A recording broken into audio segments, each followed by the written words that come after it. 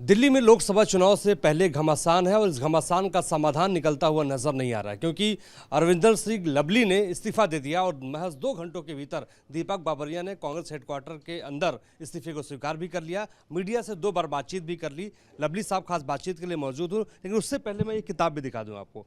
Lovely साहब के घर में एक किताब है, Rajiv Gandhi speeches and writings selected, यानी आप इससे अंदाज़ा लगा सकते हैं कि गांधी परिवार के प्रति, राजीव गांधी के प्रति इनका प्रेम किस रूप में, किस तरीके का है। आखिर ऐसा क्या हो गया कि लोकसभा चुनाव से पहले अपने इस्तीफे की चिट्ठी जो है खरगे साहब को भेज दी? देखिए,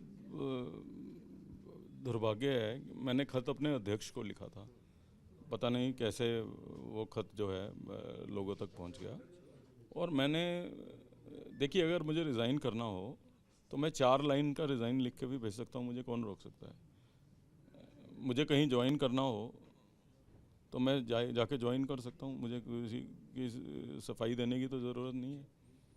अगर मैं 4 पेज का खत लिखता हूँ तो वो खत खाली मेरा इस्तीफ़ा नहीं होता है, वो खत मेरा अपनी सोच, मेरी सोच से कोई हो सकता है सहमत हो, कोई मेरी सोच से ना सहमत हो, लेकिन वो खत मेरा पार्टी को बताने के लिए होता है कि कोशिश करिए, अगर इन बिंदुओं के ऊपर गौर कर सकते हैं तो दिल्ली के कार्यकर्ता की ये भावना है। और जितने घंटों में मेरा इस्तीफ़ा मंजूर हो गया, उतने में तो मेरे ख्याल अच्छे से पढ़ भी नहीं पाए होंगे, उस पर गौर भी नहीं कर पाए होंगे।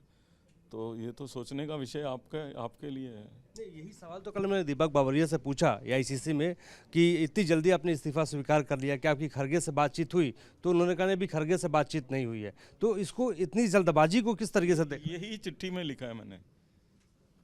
जब आप अपरिपक्व लोगों को बैठा देते हैं किसी पद पे, मैंने कहा चुनाव का मतलब ये होता है कि अगर कोई अपनी टिकट कट जाने से नाराज है तो उसको मनाने की कोशिश होनी चाहिए, निकालने की नहीं होनी चाहिए।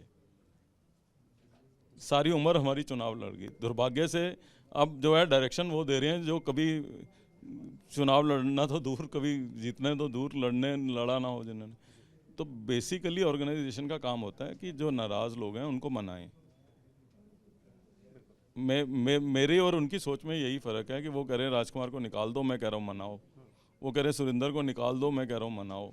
वो कह रहे हैं संदीप दीक्षित के खिलाफ एक्शन कर लो, मैं कह रहा हूँ बैठा के बात करो। तो सोच का फ़र्क है सिर्फ। तो मुझे लग रहा था कि मैं शायद जस्टिस नहीं कर पा रहा हूँ, और इसलिए मैंने इस्तीफ़ा भेजा था कि मैंने अध्यक्ष पद से इस्तीफ़ा दिया है, पार्टी से नहीं दिया है। मैं एक अदना सा कार्यकर्ता बन के पार्टी के लिए काम करना चाहता हूँ, अगर ये करवाएंगे तो। लवली साहब की भूमिका क्या होगी कांग्रेस के भीतर और इस चुनाव में क्या होगी?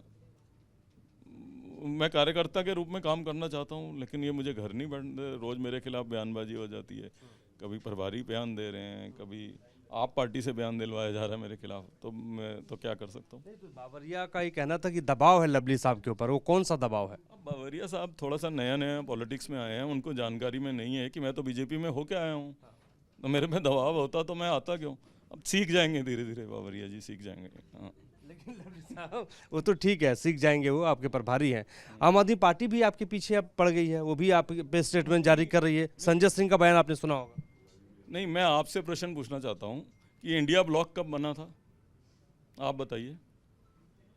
इंडिया ब्लॉक की पहली मीटिंग जो है वो पटना में हुई थी अप्रैल के महीने में, तो मैं तो अध्यक्ष नहीं था। दूसरी मीटिंग जो है बेंगलोर में हुई थी, मैं तब भी अध्यक्ष नहीं था। तीसरी मीटिंग मुंबई में हुई थी और मैं तब भी अध्यक्ष नहीं था।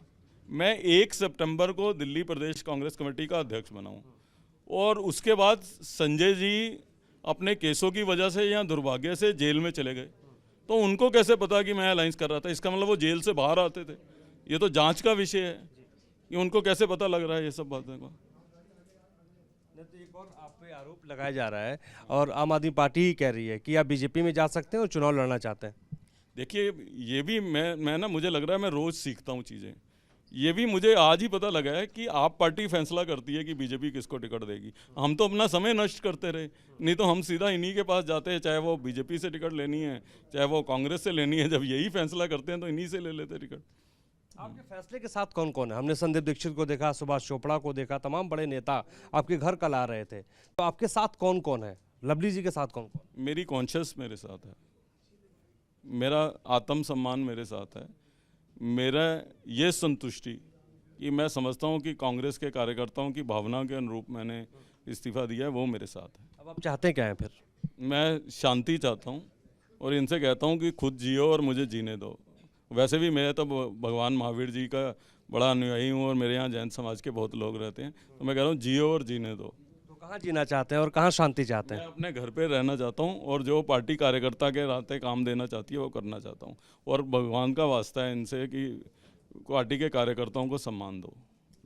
लवली जी, खरगे जी से कोई बातचीत आपकी हुई अभी तक? कोई आप उधर से फ़ोन आया? मैं बहुत छोटा सा आदमी हूँ, अभी सब लोग बिजी हैं, नेशनल इलेक्शन चल रहे हैं, रैलीज वैलीज में, तो इसलिए जब फुर्सत मिलेगी नेताओं को तो करेंगे। आप कहीं जाएंगे नहीं, कांग्रेस में ही रहेंगे मान लिया जाए? ये रहने देंगे तो। ये रहने देंगे तो। बहुत बहुत शुक्रिया हमसे बातचीत करने के लिए। ज़्यादा वक्त हम आपका नहीं लेंगे।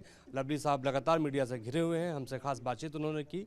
उनका ये कहना है कि मैं जहाँ भी रहूँ, कांग्रेस पार्टी के नेता, कुछ नेता मुझे जीने दें, मुझे शांति प्रदान करें। हमारे सहयोगी अतुल के साथ मोहित राज दुबे, न्यूज़ 8 दिल्ली।